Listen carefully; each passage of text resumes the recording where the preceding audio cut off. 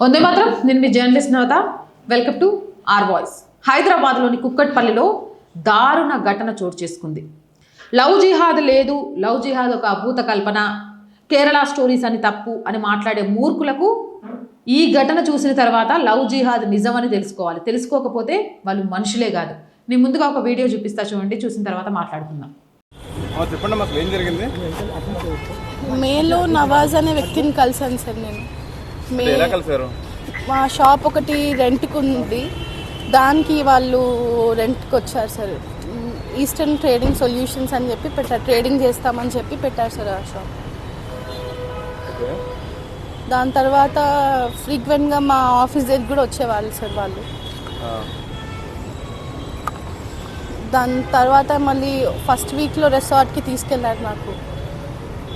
అక్కడ అంటే ఏమి మత్తు పదార్థాలు ఇచ్చారో తెలీదు. అది తిన్న తర్వాత నేను నా కాన్షియస్ స్టేట్లో లేను సార్. నేను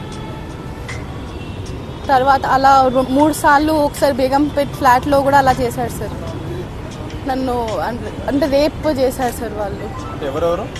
వాళ్ళ తమ్ముళ్ళు మునావర్, షారుఖ్, ఇస్మాయిల్, వాళ్ళ ఫ్రెండ్ లీలాఫ్ అని చెప్పి అతను, నవాజ్. వాళ్ళ ఫ్యామిలీ అంటే ఫస్ట్ నాకు పరిచయం అయినప్పుడు కన్వర్ట్ అయ్యానని చెప్పి సర్టిఫికేట్ చూపించారు సార్ నాకు. నవదుర్గా అని చేంజ్ చేయాలని చెప్పారు.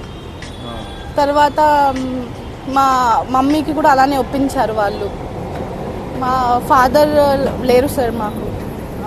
వాళ్ళు ఫస్ట్ వీక్లోనే రిసార్ట్కి తీసుకెళ్ళి అతను మా ఫ్యామిలీ వస్తున్నారు అక్కడికి, మనం మన ఫ్యామిలీని కలుద్దామని చెప్పి తీసుకెళ్ళారు. కానీ అక్కడ చూస్తే ఎవరు రాలేదు సార్. తీశారు సార్. అంటే ఆ రోజు నెక్స్ట్ డే మార్నింగ్ చూపించాడు నాకు, నా ఫొటోస్ చూపించి నేను నిన్ను తప్ప ఎవరిని పెళ్లి చేసుకుని నువ్వు ఏమైనా చేసుకుంటే కూడా ఇవన్నీ బయట పెడతానని చెప్పాడు సార్. జూలై 28కి పెళ్లి చేసుకున్నాడు సార్ కుకట్పల్లి రిజిస్టర్ ఆఫీస్లో. తర్వాత నన్ను ముస్లింలోకి మార్పించుకున్నాడు సార్. ఇమాం సార్ నజీరా అని పేరు పెట్టారు సార్. తర్వాత నాకు నేను వెజిటేరియన్, నాన్ వెజ్ తినను, బీఫ్ తినిపివ్వడము, కల్మా చదివించారు. ఇమాం అని వాళ్ళ మామ వచ్చి నువ్వు ఆల్రెడీ ముస్లిం, ఇంకా మా దగ్గర తీసుకున్న డబ్బులు కూడా మేము డౌరీ లాగా అనుకుంటాం, రిటర్న్ ఇవ్వమని చెప్పి అని అన్నారు. ఎన్ని డబ్బులు తీసుకున్నారు మీ దగ్గర నుంచి? అప్పుడు వరకు అయితే 16.7 lakhs తీసుకున్నారు. దాని తర్వాత మళ్ళీ మా మమ్మీ ల్యాండ్ అమ్మిపించారు సార్. ల్యాండ్ ఫస్ట్ ఒకసారి బిజినెస్ అని తీసుకున్నారు, దాని తర్వాత నా పేరు మీద ల్యాండ్ రిజిస్ట్రేషన్ అని చెప్పి తీసుకున్నారు. తర్వాత హవాలా నోట్ పోయిందని చెప్పి తీసుకున్నారు.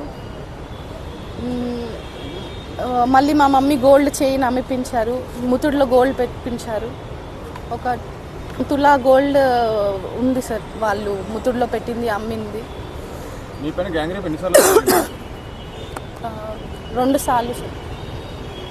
సార్ బేగంపేటలో పెళ్ళికి ముందు సార్, పెళ్ళి అయిన రోజు కూడా ఫస్ట్ నైట్ అని చెప్పి మునావరే రూమ్ డెకరేట్ చేశారు సార్.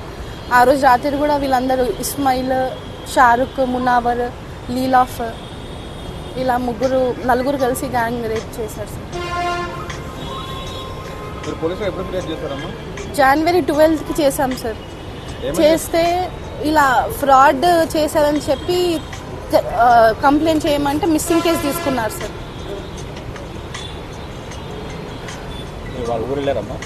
వెళ్ళాం, తీసుకెళ్ళారు సార్. వాళ్ళ అక్క అదే చెప్పింది సార్. హోటల్ రూమ్లో ఉంచారు సార్. ఫస్ట్ హోటల్ రూమ్లో ఉంచి వాళ్ళ అక్క వాళ్ళందరూ వచ్చి వాళ్ళ అక్క అదే అనింది.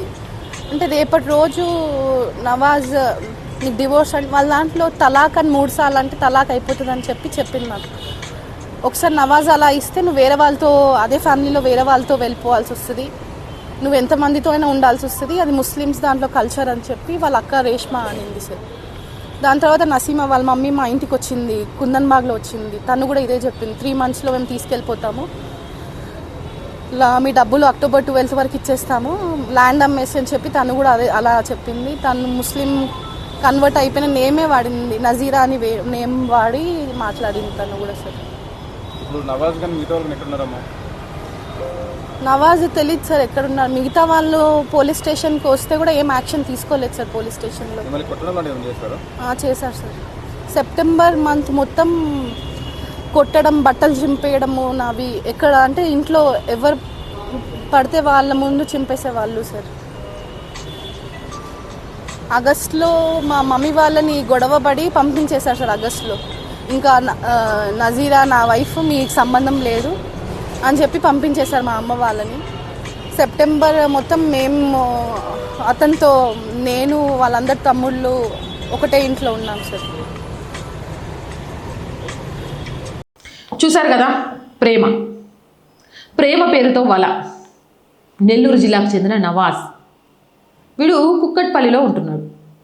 కుక్కట్పల్లిలో ఒక షాపు అద్దెకు తీసుకోవడం కోసమని ఆ అమ్మాయితో పరిచయం చేసుకున్నాడు. ట్రేడింగ్ వ్యాపారం చేస్తా అని నమ్మబలికాడు. షాప్ అద్దెకు తీసుకున్నాడు. వ్యాపారం సాకుతో రోజు ఆమెతో మాట్లాడటం మొదలుపెట్టాడు. మెల్లగా ఆ పరిచయం కాస్త ప్రేమగా దారితీసింది. నా నవాజ్ అలాంటోడు కాదు అని ప్రాణంగా ప్రేమించడం మొదలుపెట్టింది. పెళ్ళి కూడా చేసుకున్నాడు. ఇక పెళ్లి చేసుకోవడానికి ఎంత పెద్ద నాటకం ఆడాడు ఈ యదవ అంటే, వివాహం యువతి ఇంట్లో వారిని ఒప్పించడం కోసం తాను హిందూ మతంలోకి మారిపోయాను అని నమ్మబలికాడు. తన పేరును నవదుర్గగా మార్చుకున్నట్లు పత్రాలు కూడా చూపించిండు. అయ్యో, నా మీద ఎంత ప్రేమ నా నవాజ్కి, నా కోసం తన పేరు మార్చుకున్నాడు, తన మతాన్ని మార్చుకున్నాడు, వీడికి మించి నాకు దేవుడే లేడు, ఈ లవ్ జిహాదులన్నీ అబద్ధం, ఇలా చెప్పేటాళ్ళన్నీ బూటకాలు, నా నవాజ్ అలాంటోడు కాదు అని పెళ్లి చేసుకుంది 2025 జూన్లో. ఫస్ట్ నైట్ రోజే వాడి రాక్షస కాండ చూపించాడు. మొదటి రోజే నవాజ్ తన అసలు స్వరూపాన్ని బయటపెట్టాడు. శోభనం రాత్రి భార్యకు మత్తుమంది కలిపిన పానీయం ఇచ్చాడు. ఆమె స్పృహ కోల్పోయిన తర్వాత నవాజ్ తన 3 తమ్ముళ్ళు, ఒక స్నేహితుడితో కలిసి ఆమెపై సామూహిక అత్యాచారానికి పాల్పడ్డాడు. తెల్లారి స్పృహలోకి వచ్చిన బాధితురాలు తనపై జరిగిన దారుణాన్ని చూసి నిలదీస్తే, ఎవరికైనా చెబితే చంపేస్తా అంటూ ఆమెను బెదిరించారు నిందితులు. అక్కడితోనేనా, కేవలం శారీరక హింసకే పరిమితం కాలేదు, ఆమెతో బీఫ్ తినిపించారు, నువ్వు మతం మారాలని చెప్పారు. ఆ తర్వాత ఆమె ఆస్తుల మీద కన్నేసిండు. ఆమెకు సంబంధించిన ప్లాటు, బంగారు నగలు తన ఆధీనంలోకి తీసుకున్నాడు. భారీగా లోన్లు తీసుకున్నాడు. లక్షల రూపాయల డబ్బు చేతికి అందగానే ఆమెను వదిలేసి పరారయ్యాడు. ఇంకో షాకింగ్ నిజం చెప్పనా, వీడు పరారైన తర్వాత బాధితురాలు వాడి గురించి ఆరాధిస్తే, నవాజ్కి ఇది 3వ పెళ్ళి. అప్పటికే గతంలో 2 పెళ్ళిళ్ళు చేసుకున్నాడు. ఆ అమ్మాయిల్ని కూడా ప్రేమ పేరుతో మోసం చేశాడు. ఇదంతా ఒక పక్కా ప్లాన్ ప్రకారం జరిగిన లవ్ జిహాద్ తరహా మోసమని బయటపడింది. బాధితురాలు ధైర్యంగా ముందుకొచ్చి కుక్కట్పల్లి పోలీస్ స్టేషన్లో ఫిర్యాదు చేసింది. తనను మోసం చేసిన నవాజ్, అతనికి సహకరించిన అతని కుటుంబ సభ్యులపై కఠిన చర్యలు తీసుకోవాలని డిమాండ్ చేసింది. ప్రస్తుతం పోలీసులు ఈ కేసు నమోదు చేసి పరారీలో ఉన్న నిందితుల కోసం గాలిస్తున్నారు. ఈ ఘటన కేరళ స్టోరీ సినిమాను తలపిస్తోందని, నిందితుడిని కఠినంగా శిక్షించాలని స్థానికులు మరియు పలు సంఘాలు డిమాండ్ చేస్తున్నాయి. ఏదేమైనా వాడు ఏ రోజైతే మొదటి రోజు అత్యాచారం చేసినో గూబ మీద నుంచి కొట్టి బయటికి వచ్చి ప్రతిఘటించుంటే ఈరోజు ఇక్కడి దాకా వచ్చేది కాదు. ఇలాంటి వాళ్ళని నిలువున పాతేసినా తప్పులేదు. అవునంటారా కాదంటారా?